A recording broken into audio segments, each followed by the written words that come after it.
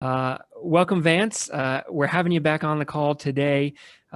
This time, he has a lovely background. He is even more legit than last time. He is branded even more than me. I got to get one of these here. He's got the haircut. He's got the polo. He's Oh man, fresh. He's looking really good today. We got Vance back in the studio. Vance, how you doing, man? that's probably the best intro I'll ever get. That was awesome. I'm like, all right, I'll take it when I can. Awesome, man. Good stuff. Yeah. Yeah. So I just wanted to have you on the call again. So for anyone who's watching this video, Vance has been with us about a year now, and I looked it up. He started his campaign launched on 12/2/2019. So it's been a year and 6 days, since the account has started. And we did a case study call back in March or April, I think it was, just to give everyone here a recap. And he closed a couple deals up into that point, and he was, pretty happy with the results. And we were just kind of sharing that.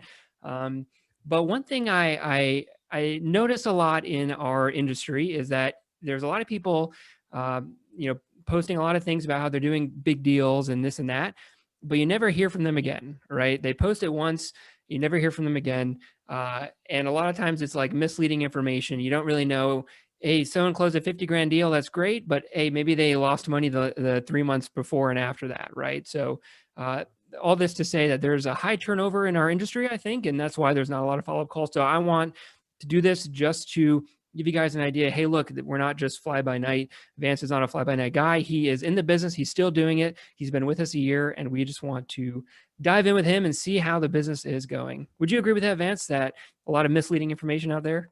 Yeah, absolutely. Especially when it comes to like posting the big deals, right? Like consistency. I'll take, yeah, I'll take consistency without the big six-figure checks that people try and post, right? All day. Like kind of like what we were just talking about a little bit earlier. It's like it really comes down to net profit. That's what I really care about in the end is, how much am I actually able to, is this business able to provide for, my family? 100%, dude.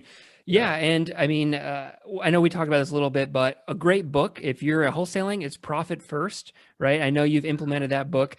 For me, I just read it this past year, just a few months ago, really, for my own PPC business here. It's really helped me understand profit margins and can help you if you're wholesaling or flipping or whatever you're doing, really understand, how much you should be hiring, how much you should be paying yourself, putting aside money for safety reserves, all those kind of things, which aren't really talked about too much, in our industry, really help you get a handle on your business, right? So check that out. I know, Vance, you're a big fan of that book, right? Yeah. No, I completely agree with that. And we implemented, I think, within the first like the second month of starting. And it's been fantastic because the business has funded itself and pretty much months in advance, right? Let you stay prepared, prepare for taxes, and then actually see a profit account increase. It just puts profit upside down, right?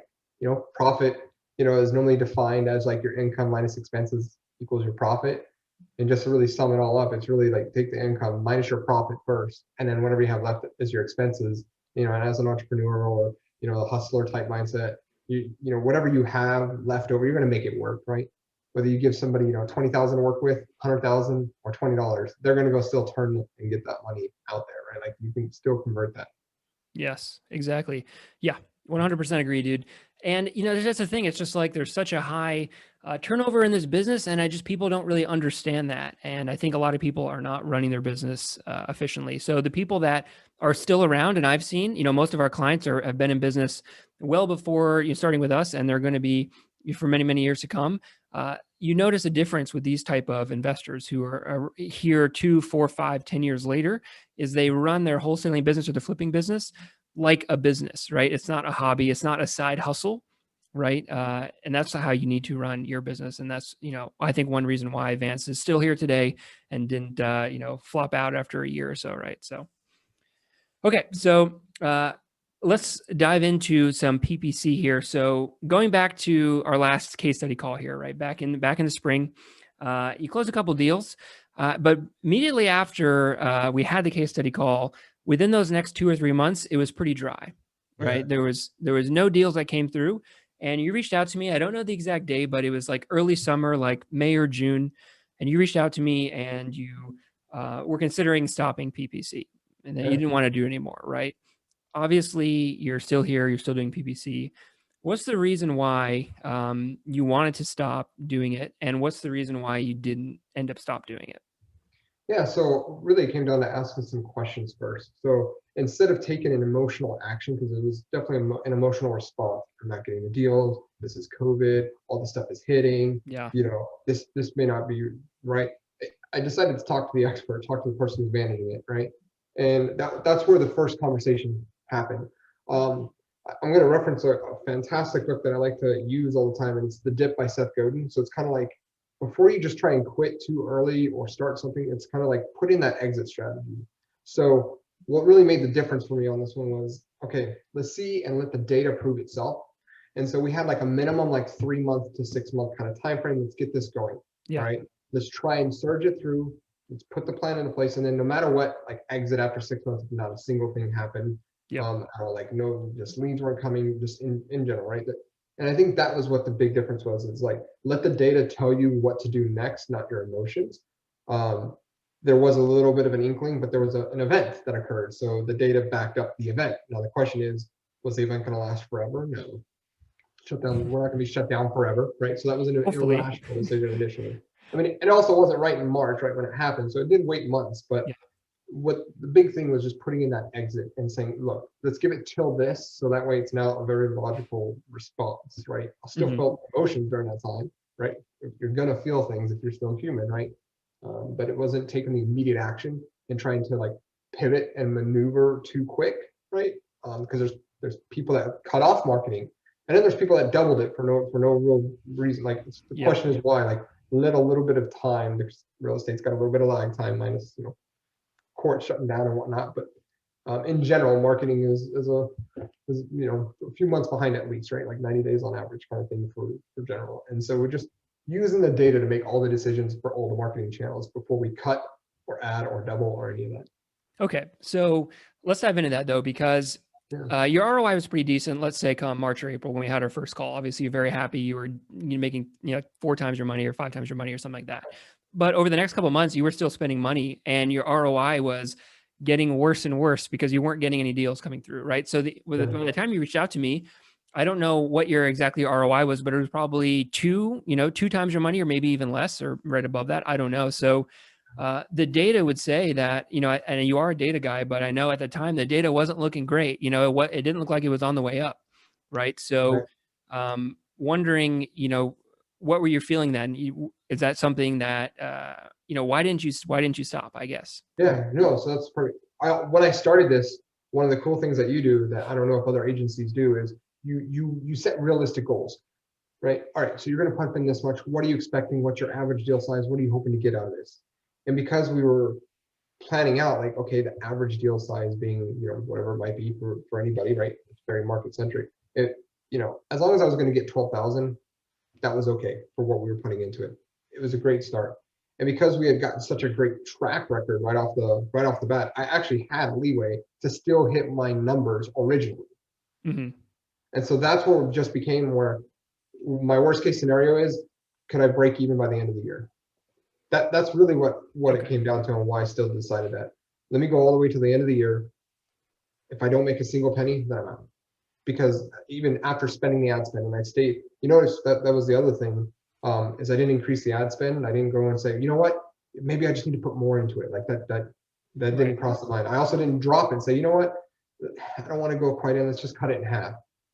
We just kept it as is. As a matter of fact, that kind of changed as time, went on a little bit, right?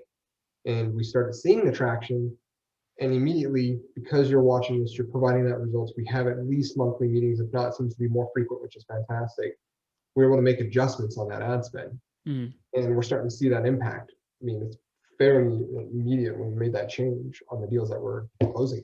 So, I think it just comes down to like one, I'm just going to say this on my own free will. You got to have some agency that cares about you and get you the information back. Right. And it's like a feedback loop both ways. Right. And I'm actually more failing on this side, which I got to do better, right? Which is getting you more information on the deals that are working, and also letting you know of what's not working. Because that was another thing that you did too. You adapted, right? You try things. We test out, from mobile home to land to different things like this, expanding the area, trying to figure this out together based on feedback, right? Yeah, So, 100%, man, 100%. yeah, It's a two-way street at the end of the day, and that's, I think why we work well together, because it is a two-way street. It's not 100% me or 100% you. We are working together as a team there, and there comes a point, and this happens to a lot of investors, whether it's 3 months in or even 4, 5, 6 months in, where the campaign isn't doing great. It's just not. Maybe they've broken even or made a little bit of money, but the results have somewhat mediocre, and you were no exception to that rule, right? And uh, you had a conversation with me about it. You didn't make up your mind ahead of time. You weren't like, "Hey, I'm cutting it off. Doesn't matter what my agency says. I'm done." You didn't say that, yeah, right? You came to me with a conversation. We're like, "Hey, let's understand what's going on here." We ended up what we doing. We ended up saying, "Hey, Vance, I agree with you that the results haven't been great. Let's give it a couple more months, right? Let's give it like 2 more months." I don't remember exactly, how we yeah, framed it, but it was something like, let's give it a couple more months. We'll even waive the fee, right? To be candid, we waived yeah, our management fee for a couple months just because we wanted to make the ROI work. And I believe that your campaign was going to work, and that honestly, stopping would have been a mistake. And I'm not saying that anyone who works with us, if they start complaining, we're going to waive their fee. No, no, no, not at all like that. But yeah, yeah, right. what I'm saying is that uh, you did not quit, and it ended up working out for you, right? And a Yeah, lot of investors, they do quit even after 4, 5, 6 months, and they never see that return. They never see that gain. And in their mind, they're like, "Oh, PPC doesn't work," right? yeah, Well, it does work, but it doesn't always work as fast as you want it to work. So, yeah. fast forward, you ended up trusting us. Thankfully, you ended up trusting us through that Okay. process, through a couple months where we had to weather the ups and downs of the storm. And what were your results, let's say, through the summertime? Because I know you started there, obviously had to have turned around, or you would have ended up quitting, obviously. So what Yeah. kind of results were you having after that month or two, after we decided to let's give it 2 more months? Yeah, absolutely. So like as we continue on, so like I'm just gonna pull up some of the information here that I'm just kind of glancing at right here. And it's funny because we were just kind of like talking more about this. Just to give context, just within the last month or two alone, um, a third of the deals came from PPC already. And so we were wanting one every like 2 months because it was very modest ad spend on it. Right. It's We a smaller tripled the market ad too. spend. Yeah, we tripled the ad spend, and we've actually, I mean, pretty much almost tripled the deals, which has been fantastic. So It's we're crazy. averaging about 2 deals a month directly just from PPC alone, Hmm. and they're not. So here's the best part. What I like about them is they're very, very fat, and this isn't for everybody, and this is again market centric. I understand that, um, but most of ours are being turned around within less than 30 days, right? So like they're ready to go, and that's really just our process from closing or helping them get out, all the things that go on with the nuances. But most of the time, and it's right at like 33%. We're closing like on the spot on the first call, That's right? crazy. And a Yeah. lot of times, right? And I don't have those stats, so I don't want to say like the exact percentage. Yeah. Um, but I would say at least 50% total. We're like closing within the next just call right after that, right? You know, and it's in in the contract fallout rate. We haven't had, knock on wood, we haven't had one fall out of contract yet with Not PPC. yet. We'll see. Not yet, right? It's going to happen, right? It's gonna Of happen course. here. But they're just that ready to go, and Right. that's what we like about them. Yeah. You don't have to waste time. There's not a bunch of tire Yeah, kickers. We've been yeah, hammering that in. Obviously, one of the benefits of PPC versus Facebook or direct mail or driving for dollars or cold calling or texting, right? You're not wasting your time. The leads that come in, they're going to be hot. You better have your systems in place, which you do, yeah. but they're going to be hot 100%. So that'd be the next, yeah, comment that I want to add on to that about your systems in place. Like people will blame PPC right off the bat, and I like what you put out there, right? If this is your first time wholesaling and you don't have any other marketing channel and you're just going to jump into PPC because you hear how great it is, that's not for you, because you're going to spend a lot of money to learn, right? Unless you've like been an acquisition manager for some other company and you're trying to start off on your own, then maybe, right? Like truly, because you know how to close them now, and now you just need to get the revenue, right? Right. At that point, I would say yes, but it comes down to your system in place as well, right? Can you capture it? Can you convert it, right? And most people, not most, right? I've seen a few people that I've actually interacted with. It's like, oh, PPC didn't work for me, and it's like a lot of things haven't been working for them. Can you convert? Is it a Yeah. conversion thing? That's the next real big question I always like to look Hmm. at. And I mean, converting isn't getting it under contract from the acquisition side, not your website converting. Yeah, exactly. Yeah. For Getting clarity, the yeah. deal. Yeah. 100%, dude. Yeah. Yeah, exactly. So, I mean, it's so, it's so important that you're able to close the deals, right? That's a given. And like you said, when you got started with PPC, in your mindset was, hey, let me give it a year, and if I break even after a year, that's kind of the make or break point. But you obviously had to be able to afford to pay for it for a year in the first place before you make that decision. If you didn't have 10, 20, 30 grand to pay us and to pay the ad costs, you shouldn't have done it in the first place. It wouldn't have made sense. If you could only afford to do it for 3 months, then you would have basically canceled. Or even if you could only afford to do it for 5 months, you would have canceled. You would have not got a great return. You would have ran out of money, and you would have said PPC doesn't work. But because you had enough upfront, you had enough reserves upfront to say, hey, I'm going to keep doing this for 6 months, really for 9, 12 months after that. It actually helped you. It actually helped you make more money. You had more money up front to reserve to it. It ended up helping you make more money because you were patient and you could weather the ups and downs, right, of PPC, which will inevitably come. I have never seen a campaign that is consistently, one deal every month. That's not how marketing works, right? We're in the marketing business. It never does. Direct mail work like that? Does it steady? No, it's steady to an extent, right? But it's also cyclical in itself. So if I looked at every single week being the same, I'd vary. So like, we may get like just looking at what we had before, we didn't get, any contracts within like the last week, right? That's because the way we're busy, but we got like 3 the following. So and that's just within the, like when I say weeks, based on the type of mail that we're sending out. So I would also say like around here, like master's time trying to send out, like it's got to know what mail is going to hit, what it's going to do, who the audience is, like understand the marketing completely, right? It's definitely definitely cyclical as well. Yeah, and PPC, to be honest, is more so, right? Like it's less because direct mail is more in your control, right? So you can, if I send out X amount of pieces per month, you're going to get on average that many calls, right? Maybe they won't convert as soon as you think they will, but with PPC, you can't really control how many leads you're going to get in. It could be 5 one month, 15 the next month, 30 the next month, 2 the next month. You don't really know. So there's a lot more inconsistency. That's one of the downsides of PPC, to be honest, right? To an extent, until you can really ramp the volume, is that it's inconsistent, and you have to be willing to weather the ups and downs of it. And that's why another reason why I wanted to bring Vance on the calls, because it's a great lesson learned as to the benefits of continuing to do PPC, right? So you were, let's say 5 months in, you were, let's say breaking even, or maybe you were a little bit better than breaking even, right? But you continue to do it. We were just going over the numbers before we started the call here. I think year to date, you've grossed, over 100 grand. It looks like around maybe 130 or something like that. Does that sound accurate to you? Yep. 130 grand. And in total, everyone's like, okay, so he grossed 130 grand, but how much did he net, right? Like you said, net is the end of the game.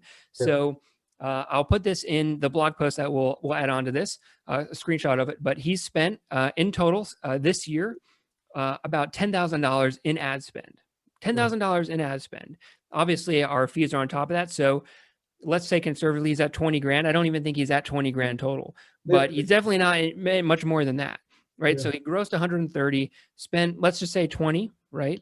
So he's still netting over $100,000 over the course of 12 months, right? But if he stopped 5 months in, you would have netted, who cares? It wouldn't have been very much at all. It would have been piddly. You would have forgot about it and went on to the next marketing channel. So, that's $100,000 decision that Vance made when he was talking to us and was willing to keep going forward, right? It's so important that you are able to weather the ups and downs, and that you have the patience to continue doing PPC. And I'm stoked for you, Vance. You deserved it. You understand the business, and you obviously have worked hard to get these deals, but you're also patient with it as well. So I'm super excited for you, man. No, same here. Like, and just to be honest, because it's been going so well, like, and it is like that, we've actually got it budget out for the next 12 months already. So 2021, we're doing like PPC the whole year until that whole year proves it, right? So we're going to keep going with that. And then because it is an up and down, and just to kind of caveat with the mailers, like, yes, it goes up and down. And so luckily though, you can control that. And so you can balance it out by sending, more during that time, right, to compensate, to make sure you still keep your lead flow the same. You don't have that luxury with PPC, right? It's not you're at gonna all. like, okay, I'm gonna keep doing this, available spend, but it really comes down to, are they searching and clicking and looking and all of that, right? So 100%. Yeah. well, So at the end of the day, lesson learned, if you're doing PPC, 100%, you need to stick with it. Vance is the perfect case study with it. A lot of our clients who are sticking with it, they are netting, it seems to be almost around the $100,000 mark, at least in maybe smaller markets like Vance. That seems to be where the magic sweet spot is. So I'm super happy for you there. I kind of want to switch gears for a minute. I know we can wrap this up soon here. It's super late on your end, oh, 8 o'clock your time here, but I want to talk about the ups and downs of wholesaling a little bit, and it's something that I've been thinking about over the past few months. I even had made a blog post on it. I just like you go on social media and you see, people posting checks of, hey, I just did a $50,000 deal or my best month ever or whatever it is, and that's great, and people are making a lot of money. But uh, I think there's some misleading going on in our industry to an extent that this business either is easy or that everybody but you is crushing it. Well, yeah, sometimes when I'm scrolling through the newsfeed, it seems like everybody is making six-figure checks every month except for me. And I right, don't think that's the case. And I don't think that this business is as easy as other people make it out to be. I think wholesaling is simple. It's fairly simple, but it's not necessarily easy. right. So I wanted to ask you, you've been in the business. How many years now have you been in the business? So we're actually right at the 2 year mark actually. So we've been in for just a couple years. Okay, a couple years. So, I mean, how has the business been? That's successful already, being in it for 2 years. A lot of people turn out without that time, and people who are smart and people who work hard still don't make it after 2 years because it's not an easy business Yeah. by any means. So, how has the business been different than what you've expected, or has it been, what you expected? What are your thoughts there? I wish it was as expected, right? Because isn't it by year 2 you're supposed to make, first year 6 figures, second year 7 figures? Not quite. Yeah. No, it's definitely a challenge because it's like there's just like you said, there's way more to it. So if you're 100% wholesaling only, you just created like another job. You don't have the business, right? You're Right. the solopreneur, the hustler type personality, right? Or person, right? You just created a very high paying job. And that's not what I'm looking for with this. That was never the case when we started it, right? Mm, And to be honest, I got to give like most of the credit for all of this to my team, right? That is, I think, the power and the secret behind it is you build out a business, but you build out a team. And what's fantastic though is when they benefit, right? Like when I'm focused on like what their goals are as well, right? mm, And I think that's what I actually gained out of it. So that was not what I expected going into this. When I mm. first started, just like everybody else, I'm here to make some money on this. I'm here Right. to go, go Same. make quick money because it's quick and easy, no money down, right? Right. It's flipping paper, it's that easy, right? Just go out there. It's simple, right? And it's true, but it's far from easy, right? Mm. 100%. And so the idea of like creating the business, you don't know what you're into until you start doing it from finances, operations, and marketing. And the whole time all you're hearing is the sales, which is Mm. that's the other part for wholesaling, right? That's the part you hear about most. What would you say is the hardest part for you in your wholesaling business that you've had to overcome? So it's definitely a people business. So the hardest part is balancing all of Mm, that. So try not to get wrapped. So it's really hard stepping back, especially if you're like in that operator mode, right? That's mm, what makes us super difficult right now is stepping away and then relinquishing the control, right? Okay, I can just go do it better myself and knowing that 80% you not doing it is still better than you doing it. it's still a successful business model, right?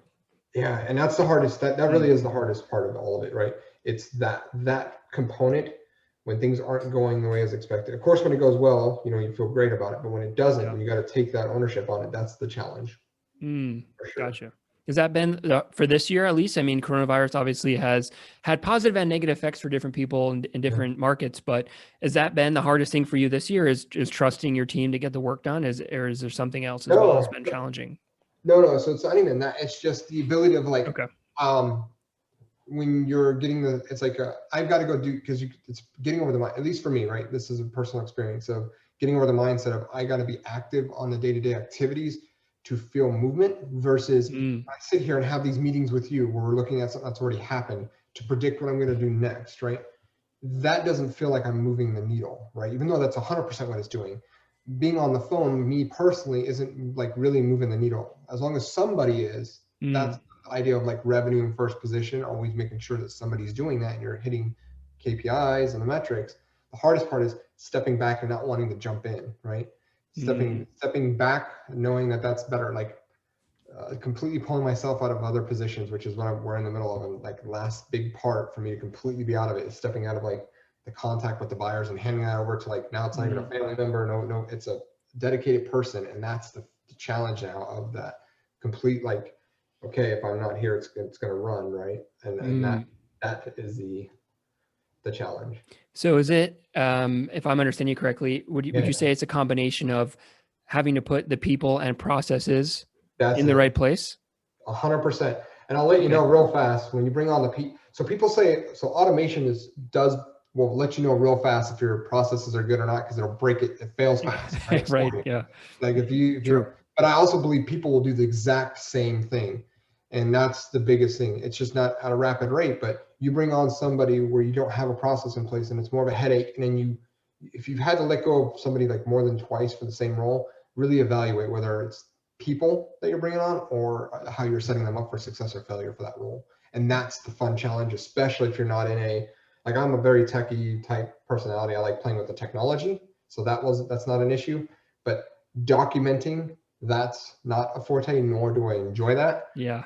It's like going against whatever your strength is, right? And most people that are wholesaling are people oriented, not process. Sales guys that want to go out there. Yep. Right. Just get it done. The action takers, right? And so to step back and not be the action taker and actually look, that's the challenge. Yeah. So that's a good point. I like that. It's the people with the processes, and really it comes down to processes. That's the hardest part of the whole thing. Yeah, 100%. And it's like people, processes, and also discipline in a way, right? You have to level up your game because what worked to get you to where you're currently at doesn't seem to be working to get to the next level. You have to change your own behaviors and kind of learn new.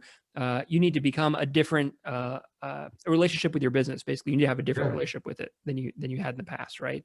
And for anyone who wants to be successful with wholesaling or flipping, let's say you are getting started and you want to be successful 5 years from now, these are the types of problems that you're going to need to solve. It's not going to be, how do I sign a contract or how do I comp a property?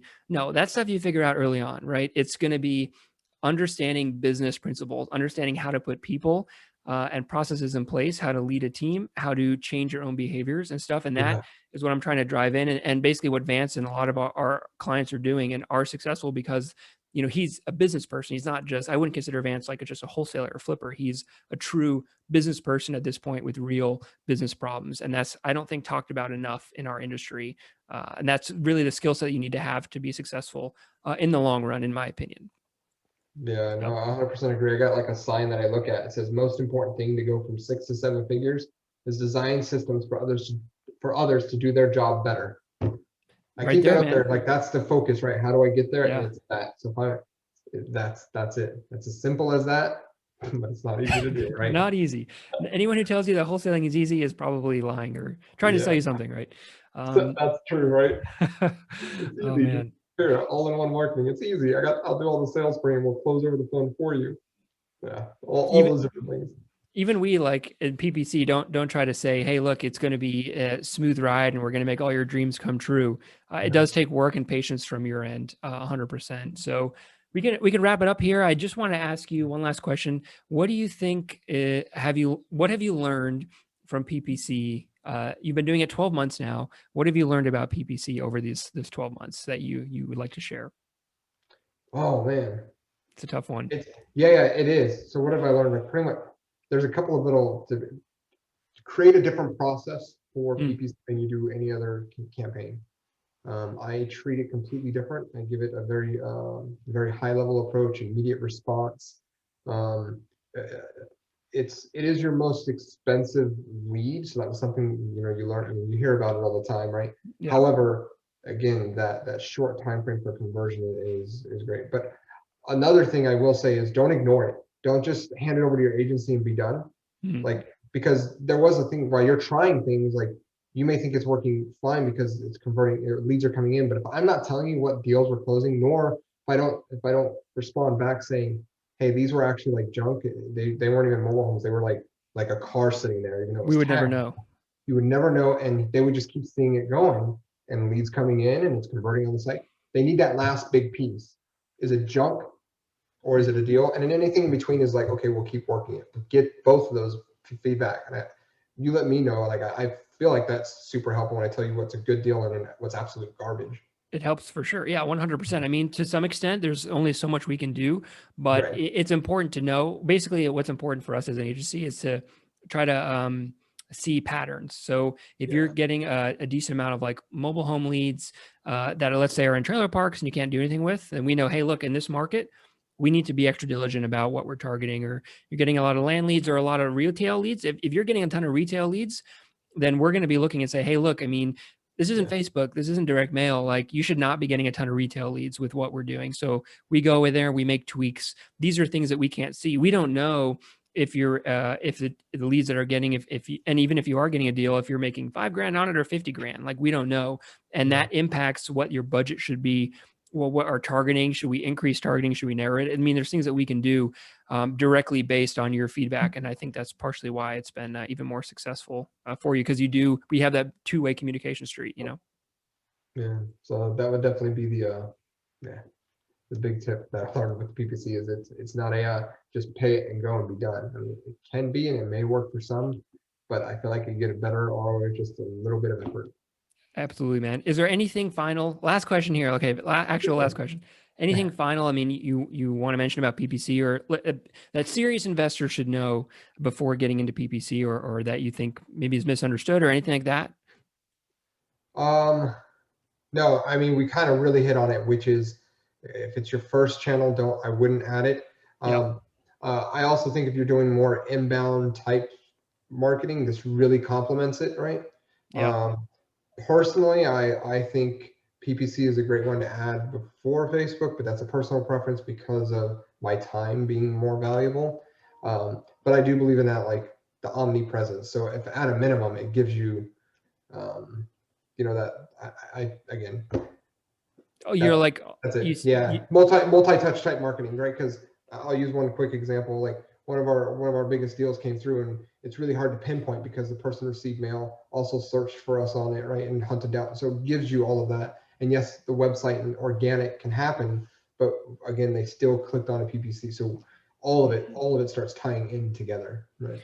That's a great, and I'm glad you brought that up. So Vance Yeah. did a huge deal, huge deal back in the summertime, and we were trying to talk about where to attribute the lead to. Basically, how did the lead find you? Can you just go real quick Yeah. into what their process was to find you? Yeah. So it was really interesting. This is what I would like is long and short, when we found out the truth after getting down there, because we couldn't figure out really the source besides they called the number. We're like, oh, this had to have been a web lead because they found the website number, right? Okay, wait. However, So the lead came in through a website, right? yes, yeah, Okay. exactly. Okay. And once we got to talking with the seller, they had actually received a couple postcards. The wife was just finally fed up and literally threw a postcard out and said, just call me. And he had done his due diligence, researching who I was, found me on Facebook, found me on LinkedIn, found out I was an engineer. We had a common trait there. So it was just nice automatic trust that started building up there. And again, this comes down to I'll even say clean up your area, clean up your digital life. Mm, Because yeah. if you're trying to have an omnipresence and you're using your name, they're going to look you up. Right. You're gonna find Vance's old MySpace account. Right. Like, what is Oh this my guy? goodness. Oh, everybody, all the music and everything, and top 8 friends or whatever it was. But yeah, the whole omnipresence does matter. And don't just think your company is it, because you are the company as well. So they'll search for the names that are on that marketing. So just to recap, Yep. the lead came in through your web form. It said Yep. basically you couldn't tell if it was from PPC or whatever. It was like directly through the website. And if you have a Yep. Carrot website, it usually says like direct. So you don't really Yeah. know exactly where it came from, right? And there's no way to know unless you went out and talked to the guy on the phone or in person. And he said, well, we actually got a postcard from you. So they got a postcard from you do you know how long it was between when they got a postcard and when they actually filled out a form? So I don't know the time frame between that, but I know that it had to have been at least 8 weeks between the two postcards. So just because of the cycle that I think that I hit them on, probably 3 months based on I think the cards of but yeah. That's crazy. Yeah, it is. It's yeah. So they get Vance sends them a postcard. They learn about Vance. Then over the 3 months they go look at Vance's website, and then they reach out to him on a website lead. So like, okay, is that a postcard lead? Is it a website lead? I would say it's maybe leaning more towards a postcard lead, but I think the point you're trying to make is that maybe they would never have reached out to you from that postcard. Maybe they got 5 other postcards, right? But they looked at your website over that time period. They saw your credibility. They saw your testimonials, and they reached out to you. And by the time they reached out to you, there was probably some sense of rapport already built before you even talked to them, right? Would you say that was the case? Yeah, 100%. Yeah. So, and that's why, I mean, a lot of people do PPC and Facebook in conjunction with direct mail, and it works really, really well. I'm not here to say don't do direct mail at all. No, you should do direct mail if it's working for you, but also PPC, and even Facebook's another component of that. And that's a testament right there. I mean, that was a huge deal, Vance. It was like your biggest deal, right, to date, right? So, I mean, it 100% matters. So if you're doing direct mail, definitely look into doing PPC. It might be a good fit. It might improve your direct mail numbers even. Yeah. Who knows? So. No, exactly. Thanks, man. I appreciate you being on the call today, man. It was awesome. Always fun talking to you. I love it. Yeah, no, I enjoy it as well. At any time, man, reach out. We'd love to keep syncing up. Let's do it. We're going to keep doing this like every 6 months or every year, and continue to have this long-term case study, which you never see in this business, to say, hey, look, here's how someone is successful year after year in this business, because people don't talk about it enough. I will. And I like this, man, because like, as we go on, like this is going to be really awesome, because it's like, we start off like really while you were kicking off, like pseudo kicking off. I don't even know when you really created how many clients you had when I came on board, right? I really have no idea. I just like the idea that it's, technically when we got started in even December of 2019, I didn't even start my first marketing until April or March. And then we closed our first deal in like April. And then like, I was not consistent at all. And then all of a sudden when I got consistent, I was like, time to add another channel. And I added way too many, but the ones that I cut out everything. Cause I added that. I added like the Facebooks, cause I started kind of pseudo working on that. I added cold calling, right? And then I was like, oh, let me go ahead and add radio too. And I was like, what am I doing? Like, why? What am I doing here? And it was not the right way to do it. And cut it all back. And then kept this one because it was a compliment until we got it down, and that didn't take long at all, to be honest, right? It was just like, make sure you get the feedback. Right. And it took a little bit of work, just like updating the site and all that, and it was perfect though. But yeah, we got to keep doing this, man. Sounds like you made the right call in keeping PPC versus anyone else. That's a 6-figure call right there, made. Dude, that was you, man. Yeah, and it's hard because it's like for me, right? Like the direct mail is doing a better ROI, so it's like why not maximize that channel before I do it? Because I also know the reality of how ROI works. Just because I'm getting almost a 10x, or at the time it was like 7x on direct mail, doesn't mean that I can pump 3 times as much and I'm going to get 7 times still, right? Yep. There's an attrition eventually, right, that occurs, right? Yep. And I understand that. It's a scaling problem, right? It's unless you're in like Chicago or a huge market, like your market's fairly small, you can't have that kind of ROI, and you're going to have to reduce your targeting, and therefore your ROI is going to drop the more you try to scale it. Yeah.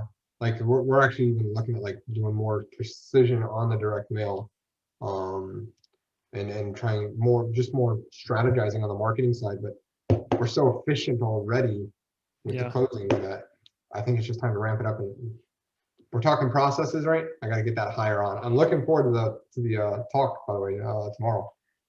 Yeah. Yeah, or not tomorrow, next week, right? Next Wednesday. Yeah, next Wednesday. Yep. 100%. Yeah. That's what I'm in, because I'm in this. I got that personal problem going on right now. I got to get that acquisition in ASAP. Yeah, man. Yeah. So just for context, we basically have a call where we just started doing it. This season is every month we have a topic that investors care about. We're going to talking about acquisition managers, hiring, and that kind of stuff, because that's the number one problem that we see, at least our clients to see, is how do we hire an acquisition manager and keep them, and actually making them, should they do their job correctly, right? So it'll be a fun topic. I'm excited about it too, man.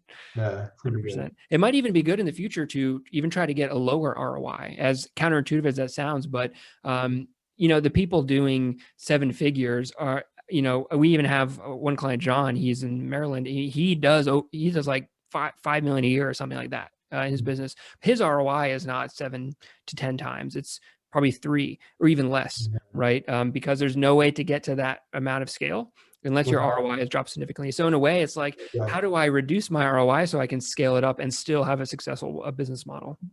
Yeah, I like using the channels that complement each other. So like, I think that's where people do well with like the cold calling. And then they add the texting because it's like you already paid for the list, you already paid to trace it, right?